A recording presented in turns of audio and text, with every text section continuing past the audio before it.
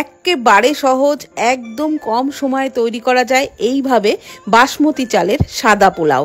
আর তেমন খেতেও কিন্তু দারুণ টেস্ট হয়। কষা মাংস, আলুর দম, পনির সব কিছুর সাথেই দারুণ লাগে। তো এই রেসিপির জন্য এখানে আমি 2 কাপ বাসমতি চাল নিয়েছি, মানে এখানে 400 গ্রাম চাল আছে। চালটাকে 2-3 বার জল পাল্টে ভালো করে ধুয়ে নিচ্ছি। আর ধুয়ে নেওয়া হয়ে গেলে বেশ খানিকটা জল দিয়ে চালটাকে ভিজিয়ে 1 ঘন্টা কিন্তু রেখে দেব। তাহলে ভাতটাও বেশ ভালো ঝরঝরে হবে আর রান্নাটাও তাড়াতাড়ি হবে। তো 1 ঘন্টা পর চালটাকে একটা বড় ছাঁকনির মধ্যে ঢেলে নিচ্ছি। আর এইভাবে করে একটু হাত দিয়ে পাতিয়ে দেবো, তাহলে চালের মধ্যে যেটুকু এক্সট্রা জল থাকবে সেটাও কিন্তু অনেকটাই ঝরে যাবে। তো এইবার 10 মিনিট পর রান্নাটা শুরু করছি। কড়াইয়ে দিয়ে দিলাম 4-5 টেবিল চামচ মতো সাদা তেল, ওর মধ্যে 2 টেবিল চামচ ঘি দিয়ে দিলাম। ঘি আর সাদা তেল মিশিয়েই রান্নাটা করছি। তারপর তেল ঘি গরম হয়ে গেলে বেশ কয়েকটা কাজু আর কিশমিশ দিয়ে লো ফ্লেমে নাড়াচাড়া করে ভেজে তুলে নিচ্ছি।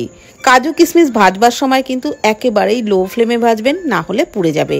তো এগুলো তুলে নেওয়ার পর ওই তেল ঘিয়ের মধ্যেই দিয়ে দিলাম একটু গোটা গরম মশলা, 2 তেজপাতা আর 1 চামচ গ্রেট করা আদা। এগুলোকেও লো ফ্লেমে নাড়াচাড়া করেই একটু ভেজে নিচ্ছি।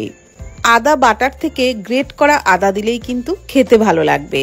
তো এগুলোকে লো ফ্লেমে নাড়াচাড়া করে ভেজে নেওয়ার পর দিয়ে দিলাম চালটা, আর পরিমাণ মতো লবণটাও একবারে দিয়ে দিলাম। এইবার চালের মধ্যে যেটুকু জল আছে এটা কিন্তু নাড়াচাড়া করে একদমই শুকিয়ে ফেলতে হবে, মানে চালটাকে ভালো করেই ভেজে নিতে হবে। ভাজতে ভাজতে দেখবেন চালটা একদম ঝরঝরে হয়ে যাবে, ততক্ষণ পর্যন্ত কিন্তু ভেজে নিতে হবে। তো চালটাকে একদম ঝরঝরে করেই ভেজে নিয়েছি। এখন আমি দিয়ে দিচ্ছি গরম জল।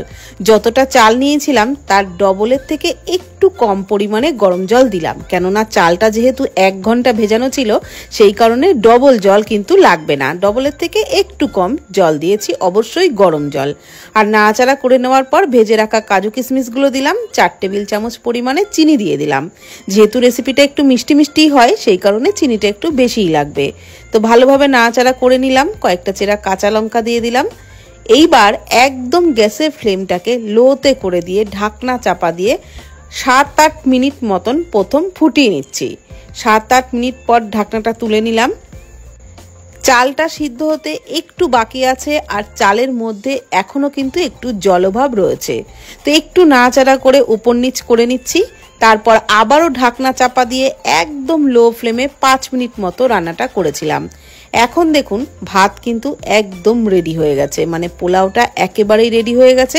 খুব সুন্দর ঝরঝরে তৈরিও হয়েছে। একটু নাড়াচাড়া করে নিচ্ছি।